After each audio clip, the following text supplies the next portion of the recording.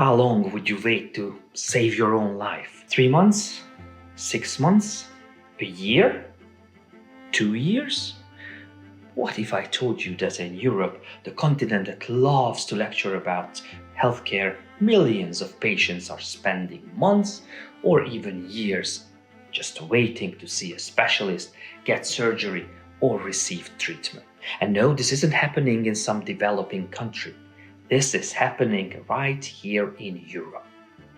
In some European countries, patients needing a hip replacement wait nearly 2 years. In other specialists, appointments can take more than a year. At some point, a waiting list stops being a waiting list and starts becoming a lifestyle. And before anyone says that this is somebody else's problem, well, let's look at, for example, Hungary. As Hungarians, we know exactly what I'm talking about. Depending on the procedure, patients can wait months, sometimes much longer for treatment, which is one reason why more and more people are turning to private healthcare. Not because they enjoy spending extra money, but because they would like treatment while they are still alive. Now, defenders of government-run healthcare always tell us the same thing. Healthcare is free. Free? Tell that to the patient who spends hundreds of days in pain waiting for surgery.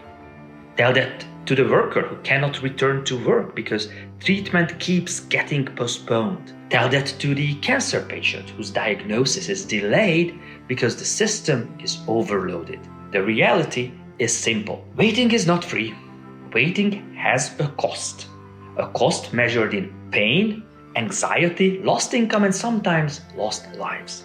And let's talk about this idea that healthcare is free. In many European countries, workers pay mandatory social security contributions or healthcare taxes every month with the promise that care will be there when they need it. But when the waiting list stretches into months or years, many people end up paying again.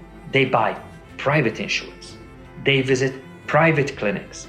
They pay out of pocket for consultations, scans, and procedures. In other words, they pay once for the healthcare system they are told that they have, and the second time they pay for the healthcare that they actually use. Imagine buying a train ticket, discovering the train won't arrive for 18 months, and then being told to buy another ticket if you actually want to travel. In any other sector, consumers would call that a scam. In healthcare, politicians call it solidarity. Yet politicians love talking about healthcare spending. Billions here, billions there. But consumers don't experience healthcare through budgets. They experience healthcare through time. Can they get an appointment? Can they see a specialist? Can they receive treatment before their condition gets worse? That's what matters. Nobody dies because they had to wait 6 months for a new smartphone. Healthcare is different, because when patients are stuck in waiting rooms, healthcare is not working. The purpose of a healthcare system isn't to make politicians feel good. It isn't to protect bureaucracies. And it isn't to preserve outdated rules. It is to get patients treated. And the faster it can do that, the better the system is. Europe doesn't have a healthcare spending problem. It has a healthcare delivery problem. Think about it. When demand increases, airlines add flights, restaurants add tables, hotels add rooms.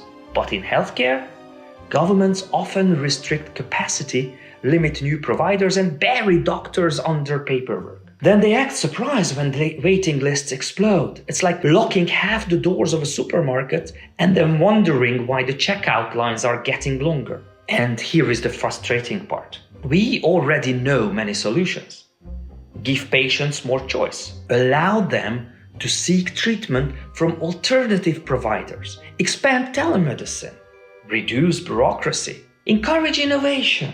Make healthcare systems compete for patients instead of forcing patients to compete for appointments. In other words, put patients first, not institutions. Because the goal of healthcare isn't to protect the system. The goal is to help people. Consumers don't care whether treatment comes from a public provider, a private provider, or a charitable provider. They care about getting treated quickly, effectively, and affordably. That should not be controversial. On a personal note, whenever politicians boast about how wonderful their healthcare system is, I always ask a simple question.